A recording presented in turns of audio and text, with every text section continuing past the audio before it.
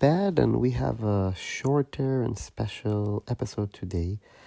I've been asked recently a few times about what can we do when we have chronic illness and we want to study. Yes, there are some remote study options, but even those mainly are not very accommodating for people with chronic illness and dynamic disability.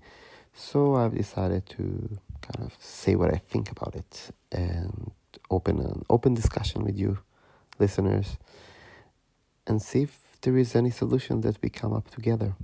Enjoy this one. So we don't have a lot of options, and I'm going to dedicate a few different videos and content pieces for the crisis that people with chronic illness have. And we have more and more people with long COVID and chronic illnesses that cannot attend regular schools. So we have classic online schools, most of them, to be honest with you, and I have a lot of respect to universities, but it's simply kind of a byproduct of an existing program. And usually it looks exactly how it sounds. It's like the university will kind of charter or buy or license a sort of an LMS, a learning management system.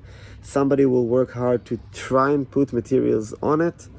There are going to be synchronous and asynchronous lessons. It means that you're going to sit there waiting for a Zoom to happen or a Skype to happen or another video conferencing. Professor is going to just talk, and then you're just going to do homework of sort. Asynchronous is kind of, okay, you have a lot of materials, you need to do some self-paced work and some not self-paced work. Most of it is not working. It's like, let's say the price was okay. Let's say it was like $1,000 to $5,000, which I totally believe that a degree should be under $5,000. And actually, I was involved in a project that tried to be something that what you know as the University of the People. There were many attempts around the world before it happened to make something like this happen. University of the People doing an amazing job, but again, I have highly criticized them in the past because I myself really loved their idea and I wanted to be a student, and it was a total mess with admission. The way they try to scale themselves is probably not fitting yet the amount of people who want to study, which is great. It's showing that the market is out there. So how do we create education that is working, is cheap enough, and is really pedagogically means that you can push people to the next level, whether if they're entrepreneurs or they just want to acquire life skills and an education that will take them somewhere and not just be an empty sheet of paper. Again, I have a bachelor in science and health technologies, health and science education, and progressive education. And in the progressive education part, we talked a lot about it. And what we came up with is that there should be the core courses which are completely academic and can be conducted in a way of a MOOC, like you see in Coursera or the edX. A lot of criticism there are a lot of problems, but in general, dry materials like chemistry, mathematics, like some of those sciences and some of other courses, if conducted rightly, if the pedagogy is right, if it's been invested enough, it can be a good substitution of physical on-site class time. But there is no substitution for now for the actual cohort work.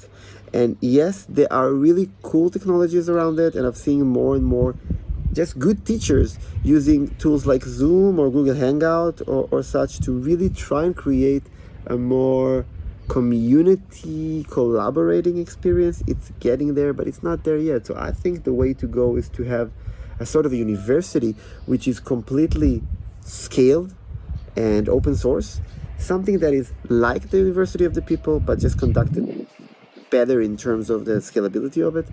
Because the University of the People, they're dependent on volunteers to be the instructors of their courses.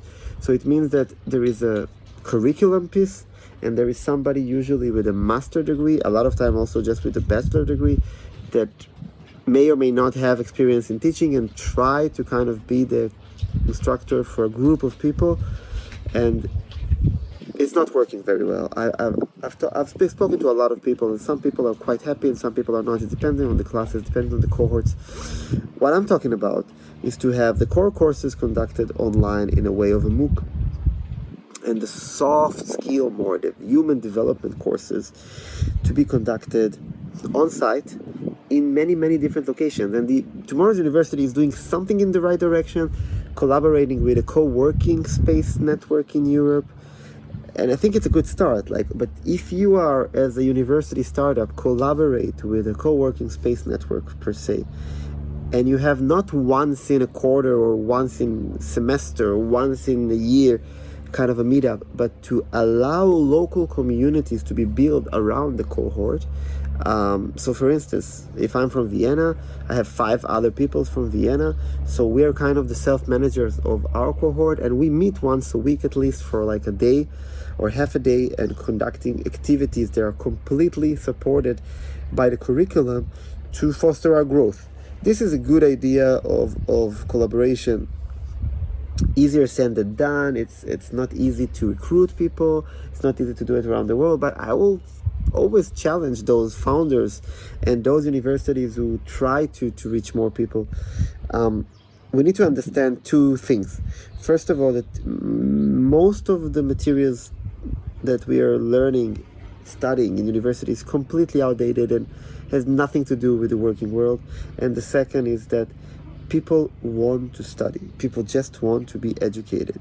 It doesn't matter how privileged or unprivileged you are. And most people would prefer to go to an on-site school because this is what we know.